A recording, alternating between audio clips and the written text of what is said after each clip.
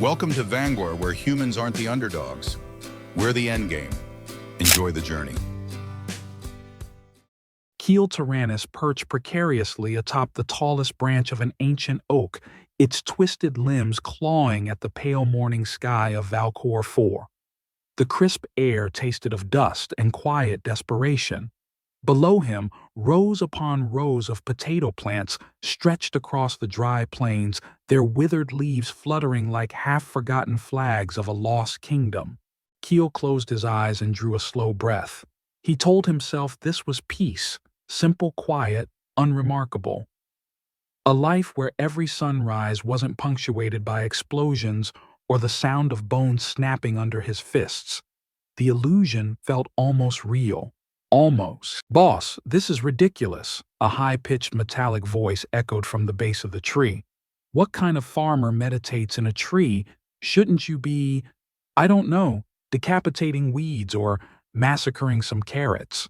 Keel cracked one eye open, glaring down at D13, or D, as he begrudgingly called the droid. Standing barely 4 feet tall, D looked like a toddler wearing a cheap Halloween costume, oversized, eyes, chubby limbs painted in a friendly chrome finish that made him appear harmless to the untrained eye. A calculated design choice, of course. "Shut it," D. Keel grumbled. "I'm trying to find my center." Your center. D's flat face somehow managed to twist into an expression of absolute disgust. "You used to be the guy who tore 3 Zand mercenaries apart using their own vertebrae. Now you're up a tree like a weird squirrel." Keel exhaled sharply, a weary sigh that vibrated down his reinforced spine. "That man is gone," he said quietly. "Now I'm just a farmer." D kicked at the dusty ground with a stubby metallic foot. "A farmer who can bench press a shuttle," he muttered under his breath. Keel tried to ignore him. Inhaling deeply, he imagined the rush of blood during combat, the micro-calculations that used to flood his mind when dodging blaster fire, the electric thrill of victory. But that part of him, the engineered soldier, the Legion's secret weapon, was supposed to be dead and buried beneath these potato rows. He had come to Valcor IV precisely for this, oblivion disguised as simplicity. Yet beneath the peaceful facade, memories festered like old wounds. Nights on distant moons whispering to corpses he created. The cold efficiency in his bones. The silent knowledge that no one, no matter how genetically altered, was ever really free. Suddenly, a distant boom shattered the fragile morning calm. Birds took off in a frantic cloud. The potato plants seemed to shiver in unison. Keel's eyes snapped open. In a seamless, almost balletic motion, he flipped backward off the branch, twisting 3 times in the air before landing silently in a crouch beside D. Holy, D squeaked, eyes lighting up like a child at a fireworks show. "Normal farmers do not move like that, boss. Normal farmers don't have homicidal droids as farmhands." Keel snapped back, already scanning the horizon. To the east, a thick plume of black smoke rose from the tree line. Keel felt the old adrenaline surge, the electric itch crawling beneath his dermal implants. He tried to suppress it, to swallow the war dog inside him, but it was no use. "Please tell me we can kill something," D chirped, practically bouncing in place. "It's been ages since I tore off a head. My gears are getting rusty from inactivity." Keel ignored him, grabbing a handful of smooth, flat stones from a nearby pile, his weapon of choice. Primitive, unassuming, yet deadly in his hands. "Play some music," Keel ordered without looking back. "What genre for investigating mysterious explosions?" D tilted his head like a curious puppy. "Something intense. How about Metallica?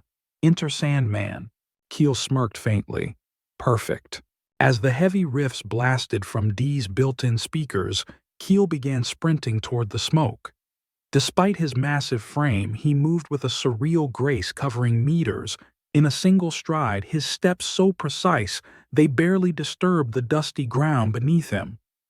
D scuttled after him, blasting the music at full volume, echoing across the plains like a herald of war.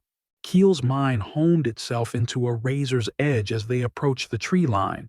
Years of conditioning kicked in automatically. The soldier he tried to bury clawed his way back to the surface. His breathing slowed, heart rate regulated itself to optimal combat rhythm. He signaled with a clenched fist, and Dee instantly silenced the music, going from metal concert to dead quiet in half a second. They reached the clearing. Keel skidded to a halt, eyes narrowing. Before them stood an immense black tree, its bark laced with pulsing green lines that glowed like ancient circuitry. Debris lay scattered all around as if the tree had erupted from the earth in a violent birth. Keel felt something primal tug at the edges of his mind, a voice long forgotten whispering from somewhere deep inside. He clenched the stones tighter. "Stay here," he ordered. "But boss, stay here." His voice left no room for argument. Dee froze, eyelights dimming in disappointment. Keel took a cautious step forward, every nerve on fire, every muscle ready to snap into action. The air around the tree felt thick, charged with some alien energy that made the hairs on his neck stand. As he approached, he saw it, a figure embedded in the trunk.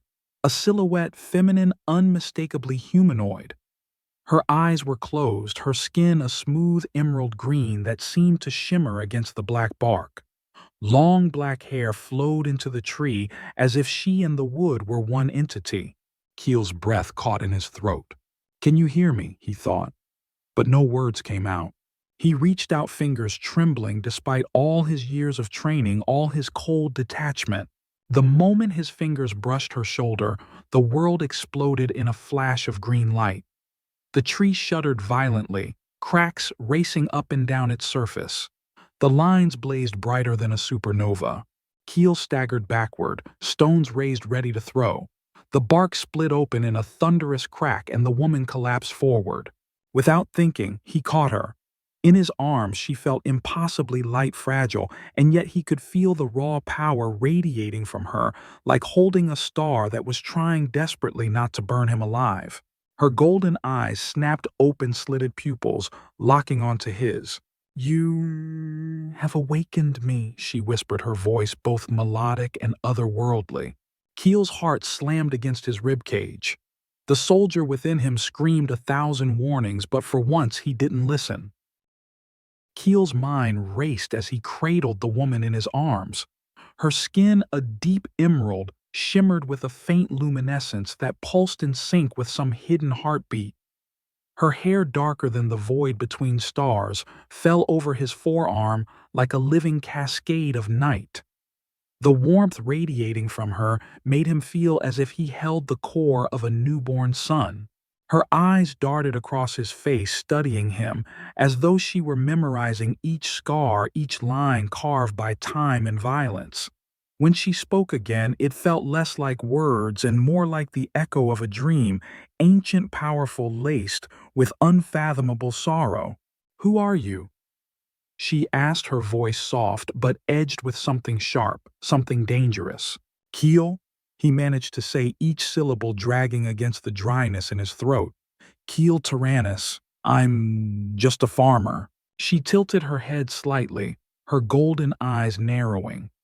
"Lies," she whispered, the words slicing through him like a vibroblade. "You are no mere farmer." Keel tensed. Instinctively, he shifted, preparing to drop her and ready his stones if needed. But she pressed a delicate, impossibly smooth hand against his cheek. A spark shot through him, a connection that felt electric and magnetic all at once, something beyond touch, beyond flesh. "And now," she continued, her lips curling into a small, cryptic smile, "you are bound to me." Keel felt as if the ground had been ripped from beneath him. Bound.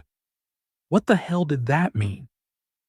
The last time someone said that, he ended up in a 7-month Black Ops campaign that nearly erased an entire moon from the star charts. Before he could ask, a high-pitched whine echoed across the clearing. Dee came skittering forward, his eyes bright red with battle-hungry excitement.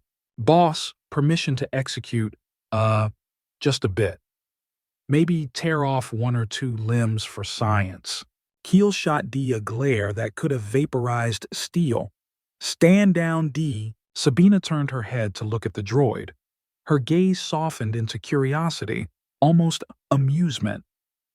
"A sentinel construct," she murmured. "I haven't seen one in millennia. How quaint."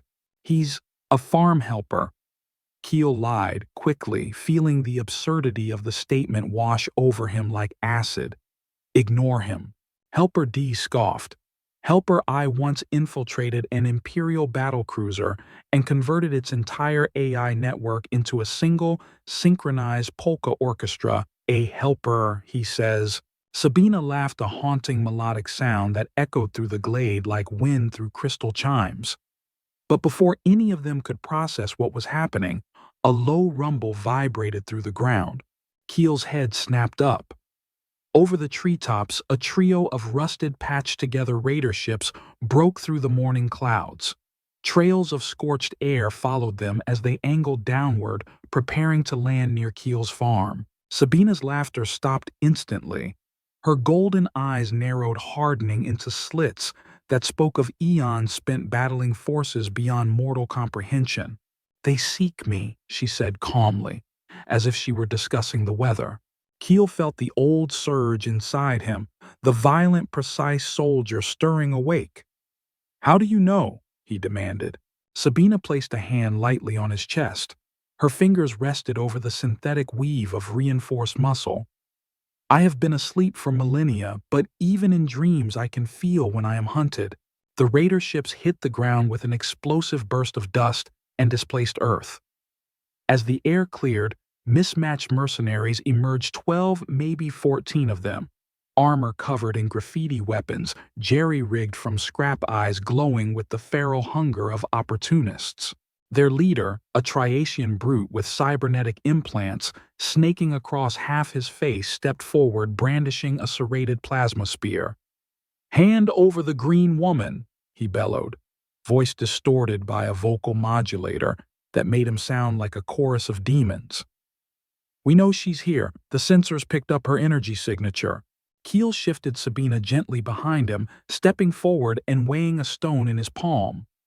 His eyes, once trying so hard to appear benign, now gleamed with the cold light of lethal precision. "Boss," D hissed from behind him. Please, can I kill them?" "Just a few. I promise to leave the intestines mostly intact." "Not yet," Keel growled. The Triacean leader took another step forward, raising his spear. "Last chance, farmer. Surrender her or we'll burn this pathetic potato patch to ash." Keel took one more step, putting himself firmly between Sabina and the raiders. A deep breath filled his augmented lungs. He exhaled, calm as a midnight ocean. "You know," he said slowly, voice carrying an icy edge, "I was having a very nice morning, meditating, appreciating my potatoes, enjoying some music. Now you idiots have ruined it." A confused mutter spread through the mercenaries. The leader snorted. "Is he serious?" In one fluid motion, Keel flicked his wrist. The stone vanished from his fingers, a blurred projectile so fast that it punched clean through the Triacean's forehead before anyone registered movement. The leader collapsed instantly, his spear clattering to the ground beside him. Silence. One of the mercenaries opened his mouth to scream. "Did," Keel said quietly. "Now." The droid's eyes glowed like molten coals. "Finally!" he shrieked, rocketing forward in a blur of metal limbs and gleeful slaughter. Keel barely moved, only enough to toss two more stones with surgical precision, each hitting a mercenary in the temple. They crumpled without a sound, unconscious rather than dead, Keel still clinging to that thin line between warrior and monster. D, meanwhile, erupted like a living hurricane. His tiny frame twisted and pirouetted through the group, tearing through armor and flesh with the same joyful finesse as a child. Unwrapping presents, blood splattered across potato stalks.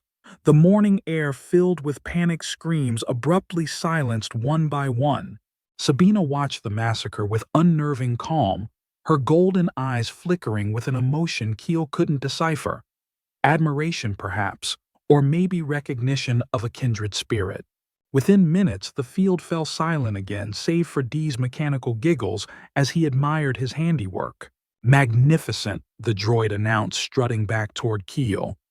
Did you see that triple spin decapitation? I should patent that move. Keel let out a slow breath, his eyes scanning the two human mercenaries he'd only knocked out. They began to stir, eyes wide with primal terror. Tell whoever sent you, Keel said, his voice like a blade dragged across stone. The green woman is under my protection now. Anyone who comes for her deals with me. They nodded furiously, scrambling to their feet and sprinting back toward their battered ships, nearly tripping over each other in terror. Sabina stepped up beside Keel, her gaze fixed on his face.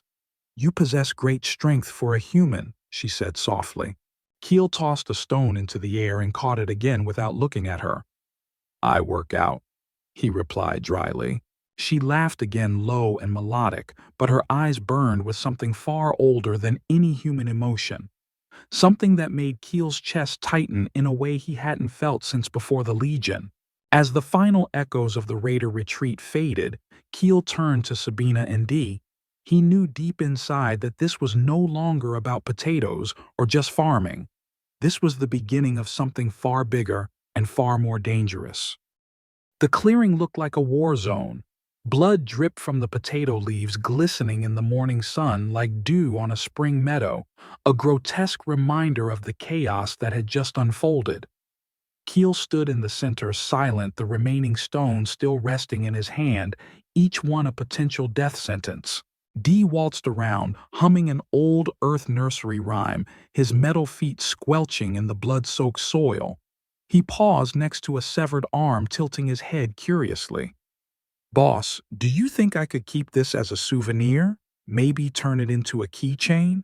No, Keel's snapped voice as cold as the vacuum between stars. Dee sighed, kicking the arm aside like a disappointed child denied a toy. You never let me have any fun. Sabina stepped forward, her emerald skin now glowing faintly under the rising sun. Her eyes scanned the battlefield with an almost clinical detachment. When she turned to Keel, there was a flicker of something new behind those golden irises, something ancient and haunting. You still call yourself a farmer, she said, her voice low, melodic, and dangerous all at once. Yet you move like a predator. You wield stones as gods once wielded comets. Keel's jaw clenched. He tried to force his breathing back to normal, to push down the war machine that threatened to rip through his skin every time he felt the thrill of combat. Not a predator, he muttered almost to himself. Not anymore. Dee let out an exaggerated snort. Says the man who headshot cyborg raiders with pebbles. You're about as subtle as a nuclear sunrise. Sabina approached him, reaching out with one hand, her fingers brushing against the side of his neck. Keel flinched, but didn't pull away. Her touch sent a pulse through him, a ripple of energy that felt both alien and intimate. Your energy, she whispered. It resonates with mine. You were made to kill, yet your spirit resists it. You are a vessel of paradox. Keel forced a crooked smile. Story of my life, he said. The moment hung between them thick as molasses when suddenly Dee's head snapped up. His eyes turned a vivid crimson, and a low whirring sound filled the air as his internal sensors activated. Uh-oh, Dee chirped. Incoming aerial signatures. Big ones. You're going to love this, boss. It's our viral debut. Keel frowned. What the hell are you talking about? Dee projected a holo display into the air, a jittery news feed popping into existence. Headlines scrolled across in frantic urgency. Emerald Goddess discovered deadly farmer defends her with ancient techniques. HD. Below, a shaky video replayed Keel's stone strike in slow motion, the Triassian Raider's skull exploding like an overripe fruit. The comment feed scrolled at lightning speed. WTF, this farmer is cracked. Did y'all see that rock ricochet? Stone Cold Farmer Eel's new galactic legend. Keel's face paled. You uploaded this? Dee whistled innocently. Not me. The Raiders were streaming live to their sponsors. Everyone's cashing in on violent content these days. You're trending in at least 17 systems. Sabina stepped closer to the projection, her golden eyes narrowing. Fools, she murmured. They invite the swarm by shining a beacon into the dark. As if on cue, another tremor shook the ground beneath their feet. In the sky, 3 more ships began to descend, each emblazoned with an insignia Keel knew all too well, an eye surrounded by burning rings. Emperor, man, Keel spat, his voice dripping with venom. Sabina turned sharply. You know of him. Keel's jaw tensed, old wounds reopening behind his steely gaze. Unfortunately. Before either could react, Dee skidded over, holding up a new holofeed. Breaking news, Emperor Man has issued a bounty. Return the Emerald Goddess and the false farmer will be spared. He's offering an entire moon as a reward. Sabina's eyes darkened, her pupils tightening to narrow slits. The Emperor believes he owns everything his gaze touches. He has been searching for me for longer than you can imagine. Let him come, Keel growled, his hand squeezing the stones until hairline fractures ran across their surfaces. Let him see what real defiance looks like. Dee clapped excitedly, bouncing in place. Oh, can I prep the proximity mines? Pretty please. It's been so long since I got to play with the boomy toys. Do it, Keel barked. Dee let out a mechanical squeal of joy, disappearing into the farmhouse in a flurry of metallic limbs and singing a cheerful tune about innards decorating the moonlight. Sabina watched Keel closely, her fingers twitching at her sides. You intend to fight them all, you know what they'll bring. Keel met her gaze, his eyes suddenly sharp, hard, dangerous. I didn't spend years hiding on this rock to run away when it matters. Sabina moved forward until they stood chest to chest, her breath cool against his lips. You are willing to face oblivion for me? She asked, her voice a tremor between command and plea. Keel smirked, a slow, dangerous curl of his lips. I was born for oblivion, he replied. For a moment, she studied him in silence. Then her expression softened, and her fingers traced the edge of his jaw, leaving a trail of subtle luminescence on his skin. Then I will not run either, she whispered. The sky rumbled as the Emperor's ships approached, casting monstrous shadows across the farm. Keel turned away, surveying the perimeter with a predator's eye, every step a silent vow. When he glanced back at Sabina, she stood among the potato plants, like a queen returned to her kingdom. Green light coiling around her ankles, tiny vines twisting up her calves as if greeting an old friend. Dee reappeared, holding a detonator in each hand. Perimeter's all set, boss. I added a few personal touches. One trap may involve plasma nails and a cluster of razor-sharp seed bombs. Also, there's a surprise in the compost pile. Keel only nodded, eyes still locked on Sabina. Good work. Any thanks for your genius, droid? Dee chirped, his metal shoulders wriggling in mock offense.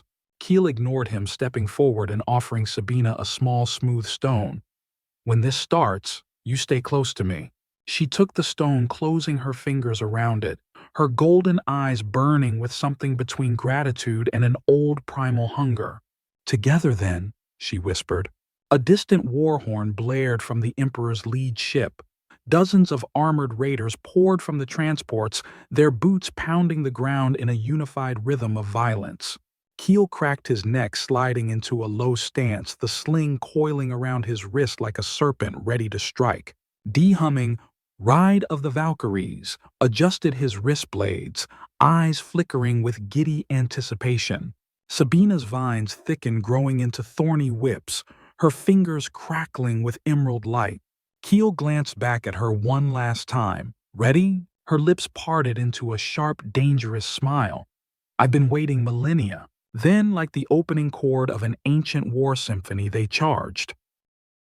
The ground trembled as Emperor Man's troops advanced across Keel's farm, their heavy footfalls cracking the dusty earth and sending frightened potato beetles scurrying for shelter.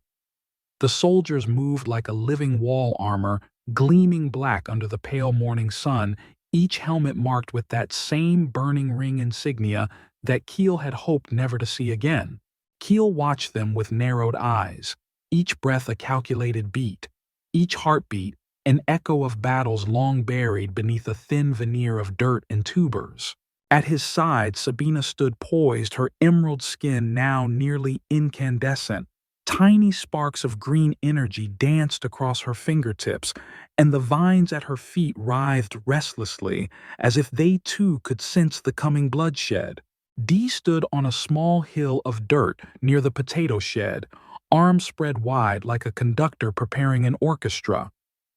"Welcome, boys and girls. Try not to step on the tubers. Boss gets real mad when you mess with the starch," he chirped, voice bouncing between cheerful and homicidal. As the lead soldiers formed a perimeter, a hush fell over the farm. Then, from the largest landing craft, a figure emerged. A towering silhouette clad in ceremonial armor, adorned with gold filigree and organic plating that shimmered like insect carapace. Keel's jaw tightened. Even before the figure removed his helmet, Keel knew. Emperor Man stood, revealed his bald head gleaming, his eyes a burning shade of gold that mirrored Sabina's. Across his chest, luminous lines snaked like living veins pulsing in rhythmic cadence with his heart. Keel Tyrannus. Man called, his voice amplified through a built-in modulator that gave each word the weight of a thunderclap. "My son, you have returned to me bearing the goddess as prophesied." Keel felt his entire body go rigid. The stones in his hand slipped slightly as though they too recoiled from the words. "Son," Sabina repeated, her voice sharp, brittle. Keel clenched his jaw so hard he thought his teeth might shatter. "Lies," he spat. "I am no son of yours." Emperor Man chuckled, a rich rolling sound that echoed off the potato field and into the distant hills. "Am I lying who gave you your strength, Keel? Who oversaw the implantation of your reinforced skeleton, your synthetic tendons? Who spliced firstborn genes into your marrow to mold you into perfection?" Keel staggered back as if struck. Memories he had locked away clawed up from the depth's surgical lights, the sterile scent of antiseptic, the cold pain of metal fusing to bone. A blurred face, always watching, always measuring. "You thought you were a weapon for the Legion," Emperor Man continued, stepping forward, arms open like a preacher greeting his flock. "But you were never truly theirs. You were always mine, a blade I forged to pierce the stars." Keel's vision blurred not from fear, but from the white-hot rage boiling beneath his skin. Dee looked back at him, eyes flickering in silent concern, a rare, almost human moment from the chaotic droid. Sabina took a half-step closer, her golden gaze flicking between them. This was your doing?" she demanded, her voice trembling not with fear, but with fury. Emperor Man spread his hands, his grin a grotesque mask of pride. "Yes. The prophecy spoke of a vessel worthy of merging with the firstborn's power, a perfect warrior strong enough to hold the galaxy's primal force. That vessel is my son, and with the goddess the cycle completes." Sabina's energy flared the air around her, crackling as tiny motes of green light formed swirling runes. The ground trembled underfoot, vines twisting and snapping as if trying to break free from the very soil. Keel took a breath, each inhale scraping like a blade against his ribs. "You used me," he snarled. "You made me believe I was free. A soldier, then a farmer. But all along I was just a tool." Emperor Man tilted his head, his eyes bright with fanatic light. "A tool, yes. But not just any tool, my masterpiece." Dee took a cautious step closer to Keel, whispering in a tone that seemed almost gentle. "Boss, we can still blow him up. You don't have to listen to this cosmic soap opera." Keel didn't answer. His mind churned images of Sabina's emerging power merging with the twisted fatherly machinations of Emperor Man. Suddenly, he saw it all clearly. The reason he was drawn to Sabina, the connection he felt when he touched her skin, the resonance she spoke of. It wasn't fate, it was design. Sabina's voice cut through the heavy silence like a blade. "You fool," she hissed at Emperor Man. The prophecy you cling to was not meant to crown you as a god.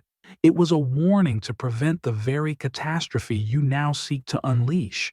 Emperor Man's grin widened, the insanity in his eyes deepening.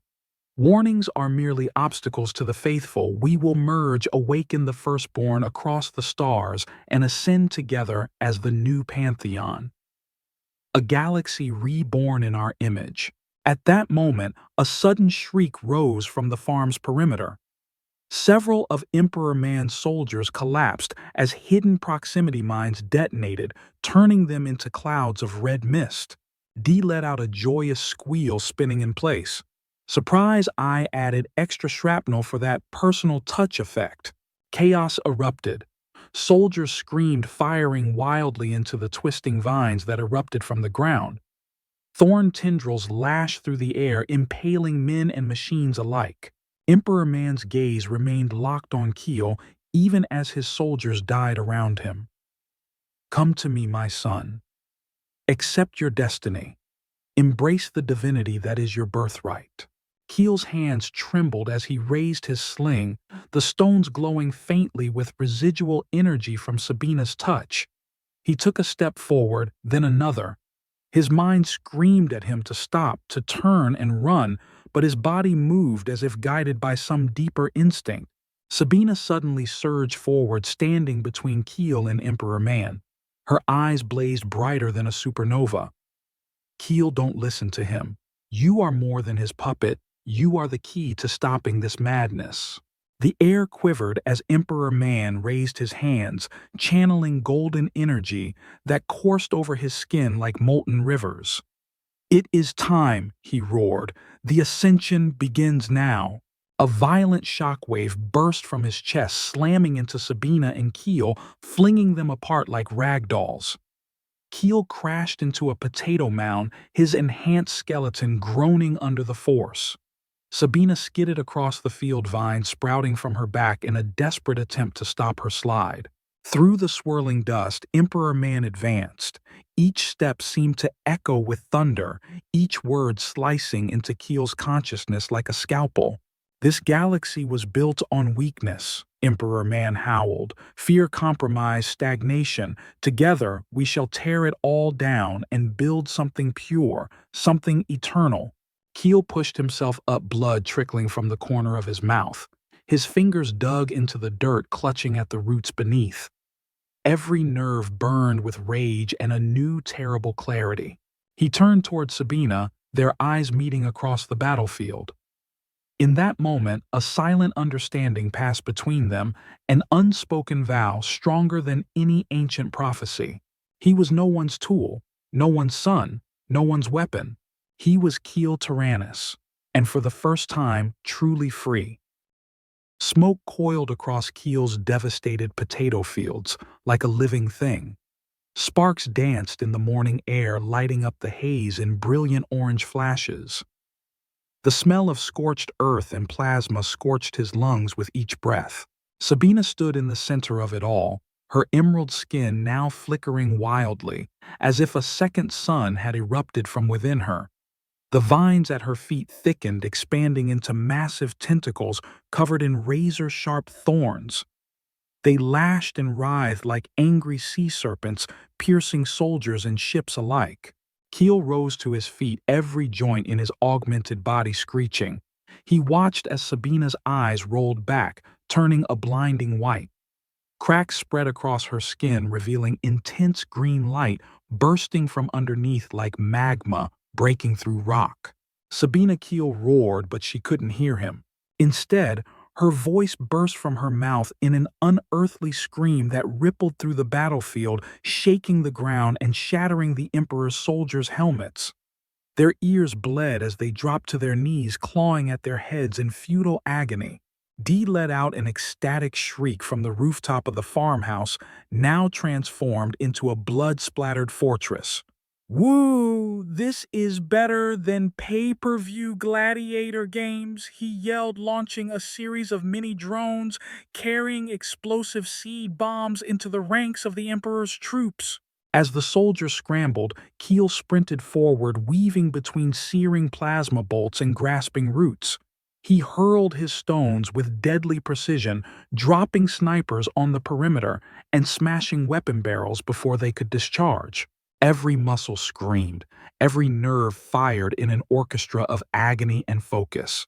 Keel had never felt so alive and so close to death. Sabina continued to transform. Her body stretched upward, bark-like plates splitting from her shoulders and spine, forming jagged, monstrous protrusions.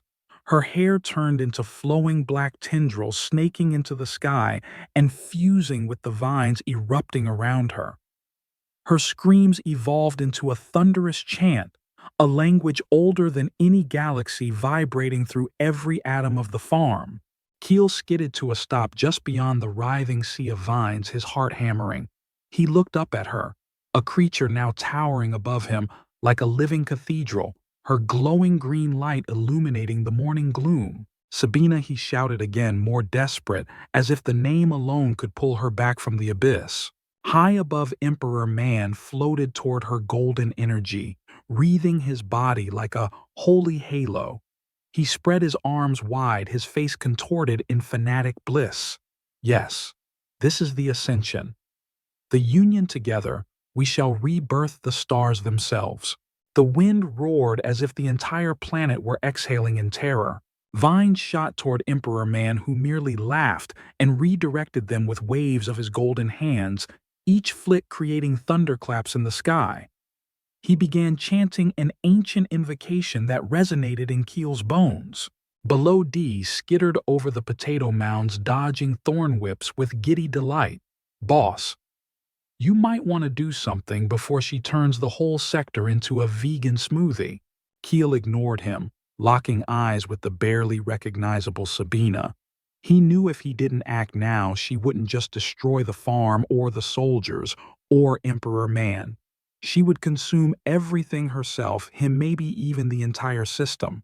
He drew in a deep breath, feeling every augmentation, every synthetic ligament, every reinforcement the Legion had cruelly fused to his humanity. For once he didn't curse them. He needed every piece. With a primal scream, Keel charged straight into the forest of vines. The first lash cracked toward him, but he slipped under it. Another twisted to grab him, but he spun and vaulted over. He moved with impossible speed and precision, his sling used now as a grappling line to swing from one colossal root to another. Each move carried him closer to Sabina's central form. His mind burned with memories, Legion drills, survival camps, the first time he saw his own blood on a shattered visor. All of it condensed into a single unstoppable surge forward. Meanwhile, Emperor Man's chant reached a crescendo. The sky cracked above them, black voids tearing through the clouds, revealing a maelstrom of alien light beyond. As the firstborn energy seeped into reality, Keel realized with horror, if Man succeeded, this was not just about Sabina or him. It would awaken every dormant firstborn across the galaxy. Finally, Keel landed atop the main vine structure. He climbed up, clawing his way toward her distorted face. She thrashed blind to his presence, her eyes pure white torrents of destructive energy. With one final leap, he reached her chest, grabbing hold of a twisted plate of living bark. The energy slammed into him instantly, burning through every nerve ending. "Sabina," he roared into the storm, his voice swallowed by the cosmic winds.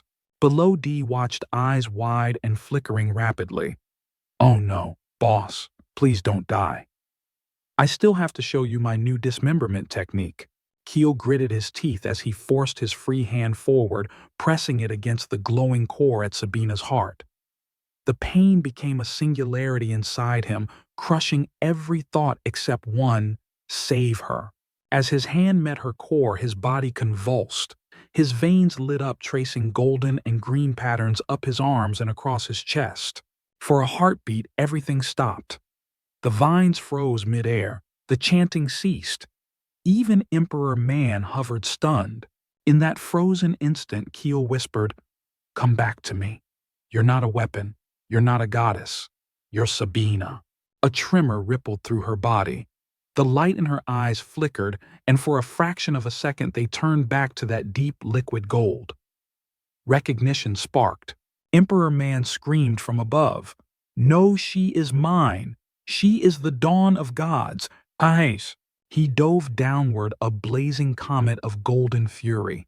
Keel didn't move.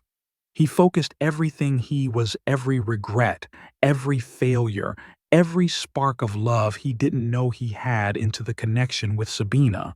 The impact hit. Emperor Man slammed into them both. There was no sound, just blinding light. A wave of energy exploded outward, disintegrating everything in its path. D was flung hundreds of meters into the air, screaming, "Best day ever," as he cartwheeled through the sky. A crater formed beneath them, swallowing field sheds, even the forest at the horizon. When the dust settled, only Keel stood. His body glowed with both green and gold light, swirling like two dragons locked in eternal dance. In his arms, Sabina lay unconscious but whole. The monstrous bark plates had receded her hair, now a soft black waterfall across his shoulders. Emperor Man lay at the edge of the crater, broken, his golden glow flickering weakly. He crawled toward them, blood streaming from his mouth. Keel turned, his expression hard as obsidian. "You wanted a god," he said coldly, "but all you created was a man who finally found his own soul." With a final groan, Emperor Man's head fell forward, his glow dying like a snuffed star. Keel collapsed to his knees, still cradling Sabina. Her eyes fluttered open, and for the first time she looked truly mortal, vulnerable, scared, and heartbreakingly beautiful. "Keel," she whispered. He pressed his forehead to hers. "I've got you," he breathed. "I'm here." All around them the battlefield lay silent. Above, the cosmic storm slowly closed, sealing away the other firstborn for now. Keel's ragged breaths echoed in the crater as he held Sabina tight against his chest. His reinforced skeleton felt like it might finally shatter, each augmented nerve screaming in rebellion. But he refused to let go. Above them, a blood-red sunrise began to break across the battlefield, painting everything in violent hues of orange and crimson. The cosmic storm above had mostly sealed, but tiny fractures still bled starlight into the sky. Like open wounds on the universe's skin. At the crater's edge, Emperor Man stirred. His once imposing golden glow now flickered like a dying candle, his ceremonial armor shattered and scattered in charred fragments. He dragged himself forward, fingers clawing at the cracked earth, leaving smears of dark blood. "Keel," he rasped, his voice now just a ragged echo of its former thunder. "My son, my greatest creation."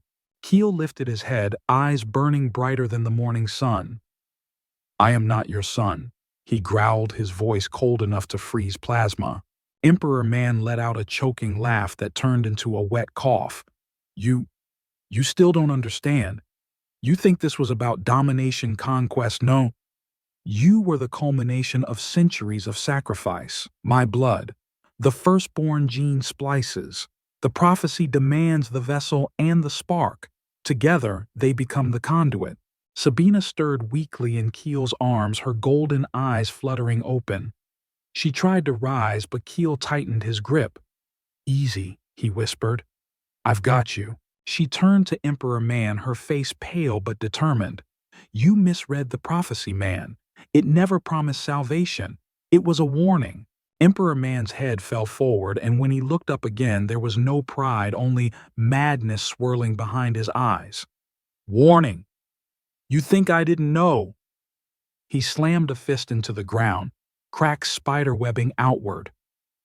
"I wanted to be the harbinger. If the galaxy is to be reborn through fire and chaos, then I would shape that flame." A sudden pulse of golden energy exploded from his chest, sending Keel sliding back.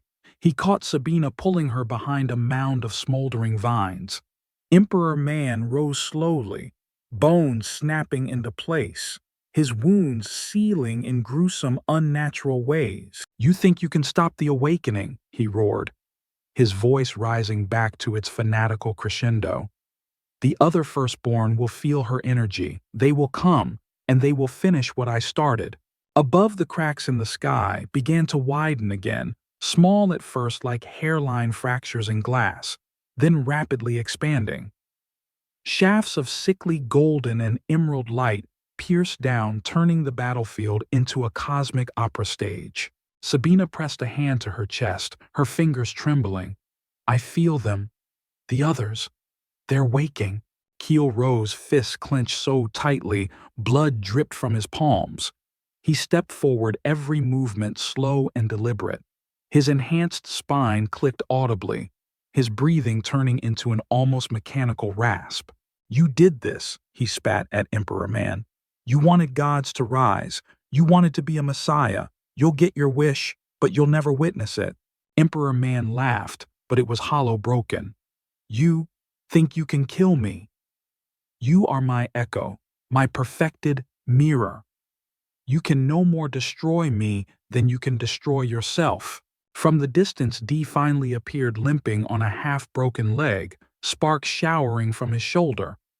Boss status update, everything is completely and gloriously fucked. He called, his voice a weird mix of glee and horror. Keel didn't even glance at him. Instead, he focused fully on the broken tyrant.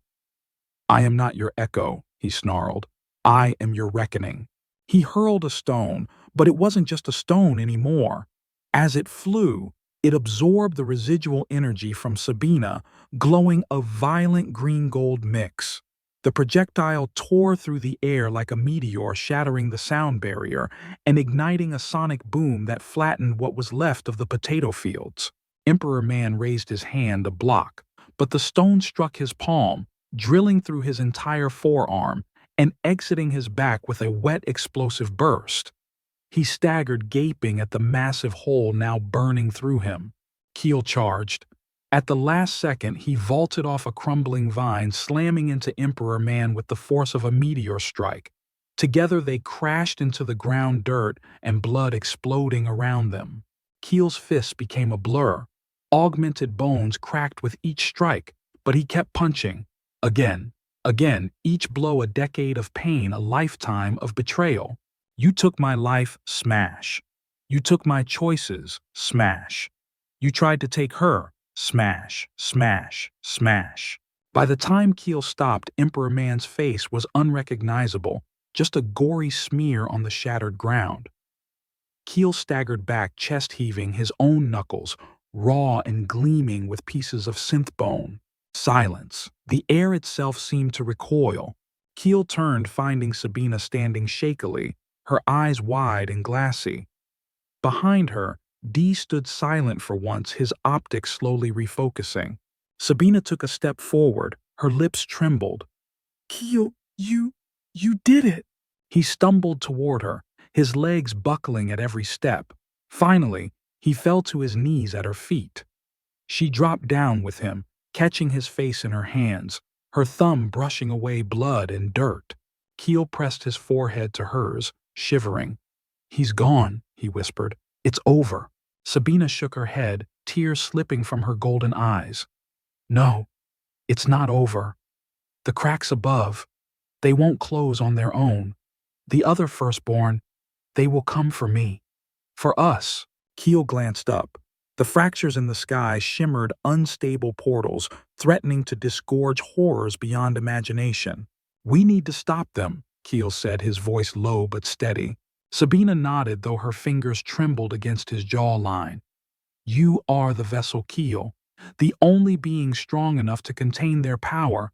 But if you do this, there may be no coming back. Keel's eyes searched hers, and for the first time he saw not a goddess, not a weapon, but a woman, terrified yet resolute. He forced a smile, cracked and weary. I came to this rock to find peace, he said. Guess I finally found my purpose instead. D limped closer, his optics flickering. Boss, before you do this, let me help. He extended his small metallic hand, the servos whirring shakily. Keel looked at him and nodded. D pressed his hand against Keel's back, small sparks coursing between them. A quick jolt of greenish energy surged into Keel's spine, stabilizing it. There, Dee said. Your spine won't lock mid-god slaying. You're welcome. Keel laughed a sound that startled even himself. Sabina rose beside him. Together they faced the sky, the cracks shimmering ominously. She turned to him one last time. Are you sure? Keel wrapped an arm around her, pulling her close. I'm sure. We do this together. Sabina pressed her lips to his, and for a brief moment time paused. The chaos, the cracks, the blood, they all faded. Just two souls in an impossible moment. When they parted, Keel inhaled deeply, then thrust his free hand toward the sky. Green and gold energy erupted from his arm, lancing into the cosmic fissures like a spear of starlight. Sabina mirrored him, her own energy weaving around his in a radiant spiral. Above them the cracks shuddered and began to close their edges, sealing as if stitched by some celestial needle. The distant howls of waking firstborn creatures echoed faintly, then faded into silence. As the final fracture sealed, the world fell still. Keel slumped forward, collapsing against Sabina.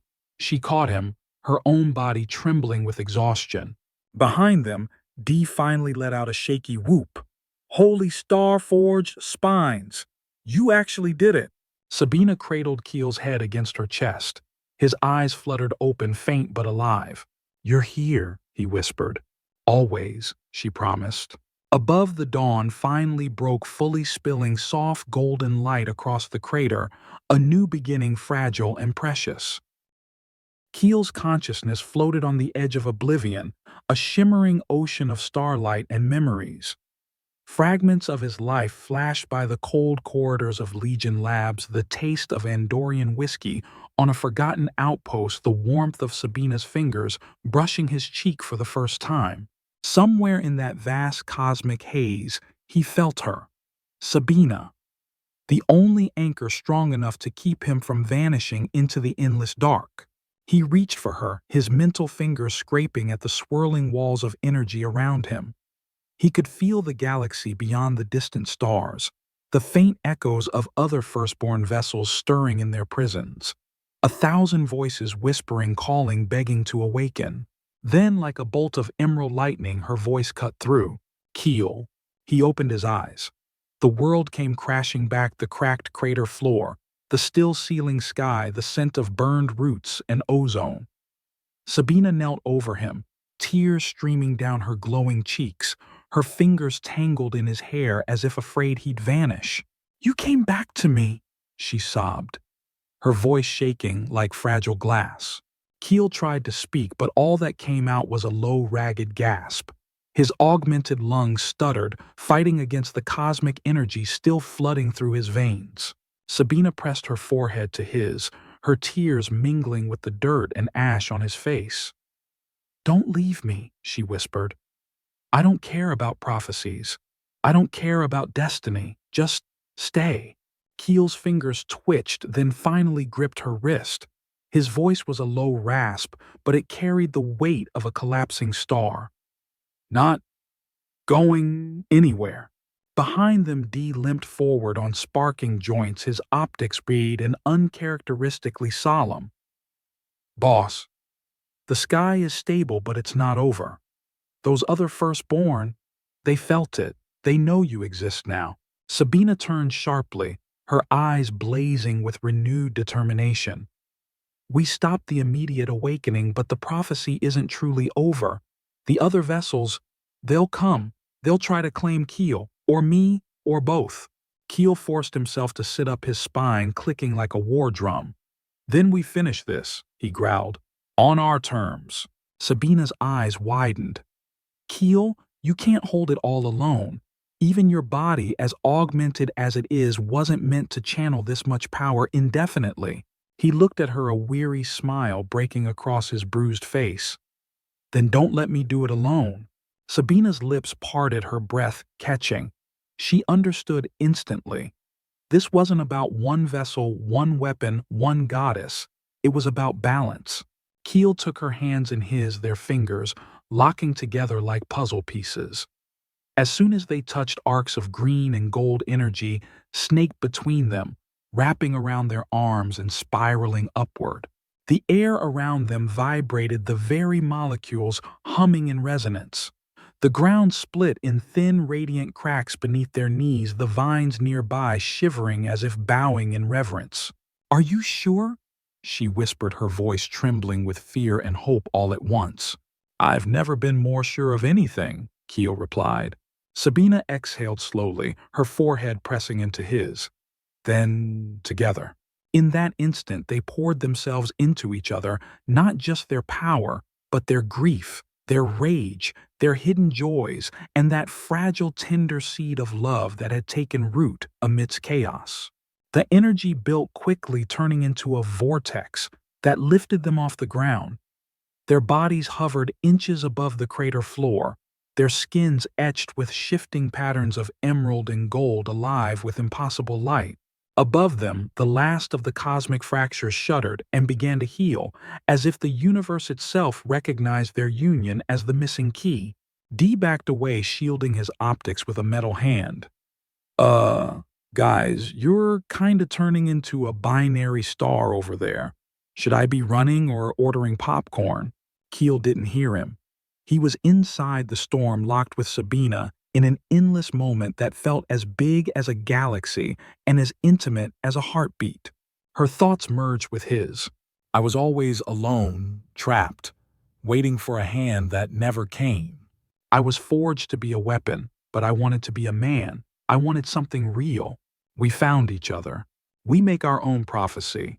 As they merged fully, their combined energy surged into the sky, forming a colossal pillar of green and gold that pierced the clouds. For a fleeting moment, the entire sector saw it, a cosmic beacon shining against the void.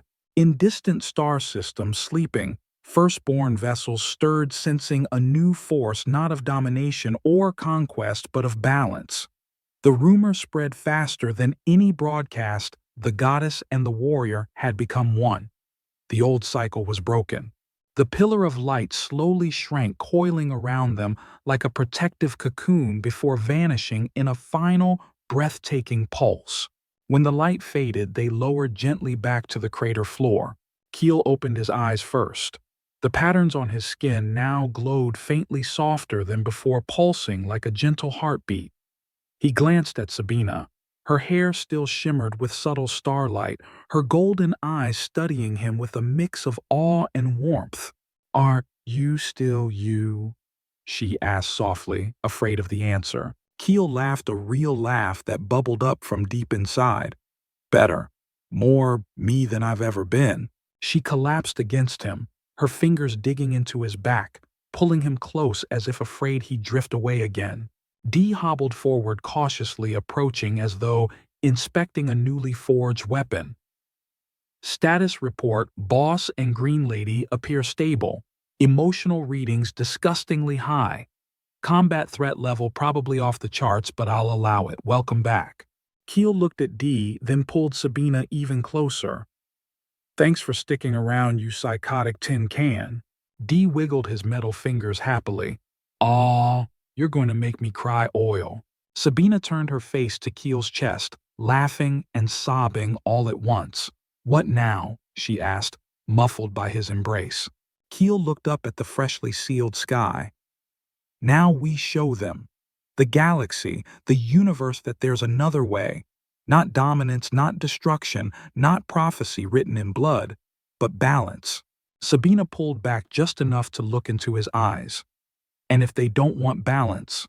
Keel's grin turned sharp, a spark of the old warrior glinting in his gaze. "Then we show them what a potato farmer with god-level powers can do." Dee pumped a metal fist into the air. "Yes. Can we finally put Interstellar Smackdown on our to-do list? Please tell me yes." Keel stood, helping Sabina to her feet. The two of them now radiated an almost serene energy, a stark contrast to the violence and chaos they'd been forged from. Sabina turned, facing Dee, her hand glowing faintly as she gestured toward the battered field. New green shoots burst forth immediately, flowers blooming among the wreckage, tiny signals of life and renewal. Keel watched, his eyes softening.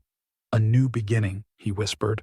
She looked back at him smiling with a brightness that eclipsed the rising sun. Together, always, he replied. The three of them a warrior, reborn a goddess unchained, and a murderous droid with a questionable moral compass stood at the edge of the crater facing a future unknown and vast. But for the first time in all his engineered, weaponized, battle-scarred life, Keel felt it hope. Months had passed since the day Keel and Sabina sealed the cosmic fractures above Valkyr 4. The crater had become a massive sanctuary of lush, green life, its edges ringed by giant emerald flowers that glowed faintly at night, like constellations trapped on Earth. What had once been a desolate potato field was now a thriving micro-ecosystem, a living testament to rebirth and resilience. At its center stood a new farmhouse, not the ramshackle shack Keel had once inhabited, but a hybrid structure grown from living vines and reinforced with metal. Sabina had woven her power into its walls, the structure humming softly, pulsing with gentle life. Keel stood on the porch, one foot propped on the railing, gazing out at the rolling green. The sun dipped low on the horizon, turning the sky into molten gold. His skin still bore faint green-gold patterns shimmering subtly under the sunset. Behind him, Sabina stepped out, her presence as quiet as moonlight. She wore a simple tunic made from woven leaves and silken vines, her long black hair drifting down her back like a river of night. "You're thinking, again," she teased softly, sliding her arms around his waist. Keel smirked, leaning back into her warmth. "I was hoping to avoid thinking tonight." She laughed, a sound that had become his favorite melody in this entire damn galaxy. Too late. They stood there wrapped in each other, and the new life they'd built as distant stars winked into the twilight above them. "Do you ever think," Sabina murmured, "about what would have happened if I had never been sealed in that tree? If you'd never come here?" Keel tilted his head, considering. "I'd probably still be sulking on some distant moon, drunk on cheap whiskey, wondering why the hell I was even alive." She squeezed him tighter. "And I would have been nothing but a dormant weapon waiting for the next fool to use me." He turned, pressing his forehead to hers. "But we met, and we changed everything." Her eyes shimmered as she nodded. "We broke the prophecy, Keel. We chose our own ending. Or our own beginning," he corrected, kissing her gently. A sudden crash came from inside the farmhouse. Sparks burst from the doorway, followed by a shriek of mechanical delight. "Boss Sabina, I need immediate assistance, or at least moral support, or maybe a small funeral pyre if this experiment fails." Keel sighed. "What is he doing now?" Sabina hid her laugh behind a hand. "He said he was improving the kitchen hydroponics system." Keel grunted. "God help us all." Inside, D13 was tangled in a mass of glowing roots and wires, holding a plasma torch in one hand and a live power cable in the other. His optics flickered between delight and pure chaos. "Oh, good. You're here," D squealed. "I was just trying to integrate the new root burst irrigation system with a plasma-heated sous vide module. Think of it potatoes steamed and seasoned at the molecular level." Keel dragged a hand down his face. "You absolute maniac." Sabina stepped forward, vines slithering from her fingertips to carefully separate the sparking wires. "D, how many times must we tell you, no plasma in the kitchen?" D huffed, crossing his small metallic arms. "You people have no culinary vision." Keel knelt, tapping D's dome lightly. "You're supposed to be helping with defense systems, not experimenting with gourmet war crimes." "But why not both?" D chirped, suddenly perking up. "Oh, speaking of defense, I also finished upgrading the outer perimeter. 37 automated thorn cannons, 17 aerial vine harpoons, and a particularly spicy surprise involving acidic pollen clouds." Sabina's eyebrow arched high. "Acidic pollen clouds." D rocked side to side gleefully. "For unwelcome visitors, or Jehovah's Witnesses." Keel barked a laugh so hard he nearly fell over. Sabina shook her head, planting a quick kiss on Keel's temple before turning back to D. No acidic pollen without supervision. We talked about this. Dee's shoulders slumped. Fiend. You two are no fun. Later that evening, Keel and Sabina sat together on the porch, watching the stars slowly claim the sky. Sabina leaned her head against Keel's shoulder, her hand resting lightly over his heart. "Do you think they'll come?" she asked, her voice barely above a whisper. Keel tilted his head, eyes focused on the far horizon. "The other firstborn, probably. The rumor's out. Somewhere in the galaxy they're already planning." She shivered slightly. "Will we be ready?" Keel turned to her, his hand coming up to cup her cheek. "We won't wait for them to come. We'll go to them, together." She looked up at him, her eyes glinting like twin stars. "And show them—" A slow, dangerous grin spread across his face. "Show them what happens when a goddess and a potato farmer decide they're done taking orders from cosmic parasites." She laughed again, pulling him into a deeper embrace. Above them, the stars seemed to shine a little brighter, as if listening, as if waiting. Dee's private logs. Post-Galactic Mayhem Edition. Log entry 201 Kitchen. Catastrophe. Today I attempted to revolutionize tuber preparation. Result 7. Minor explosions, 2 scorched ceiling beams, and 1 extremely angry vine monster that attempted to strangle me. Conclusion. Plasma sous vide module may need further testing. Boss called me a lunatic spud scientist, which is frankly the highest compliment I've ever received. Log entry 215. Security upgrades added an anti-zealot laser grid at the main entrance. Sabina suggested it was excessive. I reminded her of the time a religious cult tried to gift them a 1,000-page love poem carved into their own flesh. She reconsidered.